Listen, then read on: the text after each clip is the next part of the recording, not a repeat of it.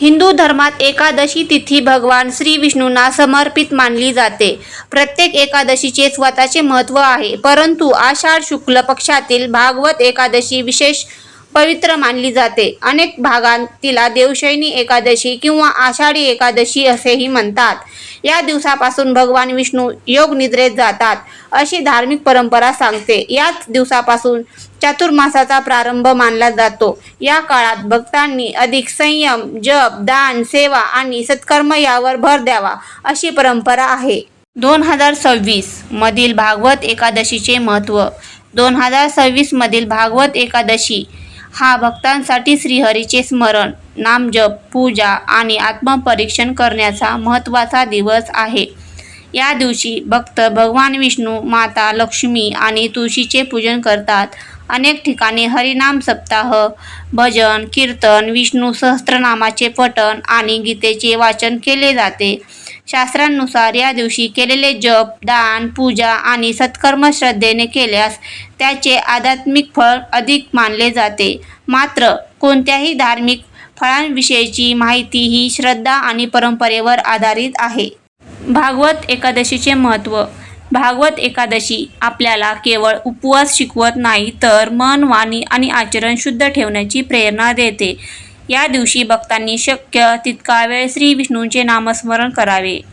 ओम नमो भगवते वासुदेवाय नमः या मंत्राचा जप श्रद्धेने करणे शुभ मानले जाते. विष्णू सहस्त्रनाम, भगवद्गीता किंवा श्रीहरीच्या स्तोत्रांचा पठणही अनेक भक्त करतात. अनेक कुटुंबांमध्ये या दिवशी दिवसभर भजन, कीर्तन आणि श्री विष्णूंच्या लीलांचे श्रवण केले जाते. भगवान विष्णूंची योग निद्रा.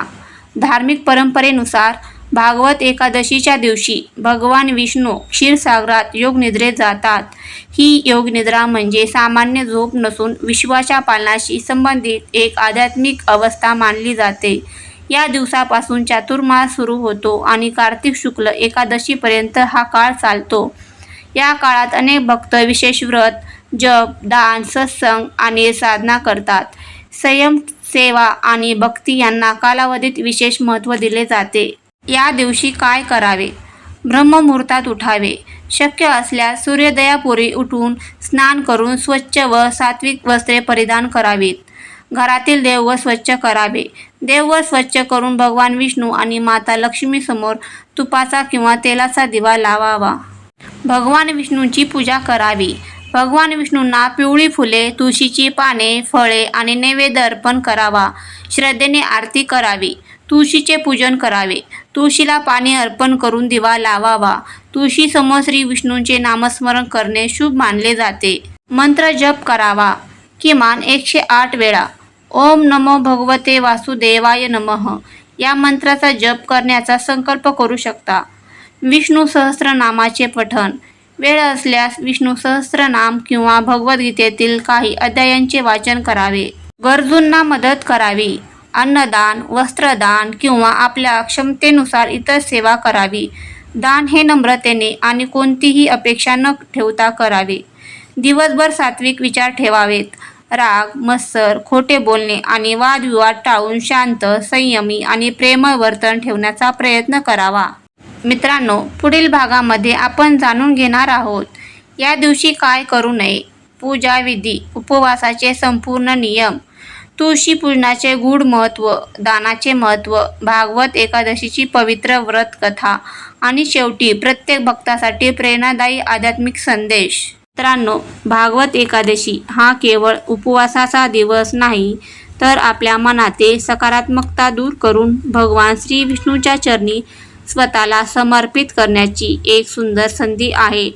जर तुम्ही यावर्षी भागवत एकादशीचे व्रत श्रद्धेने करणार असाल तर कमेंटमध्ये नक्की लिहा ओम नमो भगवते वासुदेवाय नमः. आपण सर्व मिळून श्रीहरीचे नामस्मरण करूया. हा व्हिडिओ तुम्हाला उपयुक्त वाटला असेल तर तो तुमच्या कुटुंबियांना आणि मित्रांना नक्की शेअर करा, जेणेकरून अधिकाधिक भक्तांना या पवित्र एकादशीचे महत्त्व समजेल. आणि अशा धार्मिक, आध्यात्मिक आणि शास्त्राधारित माहितीपूर्ण व्हिडिओसाठी आपल्या चॅनेलला सबस्क्राईब करा आणि बाजूला असलेले बेल आयकॉन दाबायला विसरू नका. भगवान श्री विष्णू आणि माता लक्ष्मी यांची कृपा तुमच्यावर आणि तुमच्या संपूर्ण परिवारावर सदैव राहो. ओम नमो भगवते वासुदेवाय नमः. जय श्री हरी विष्णू.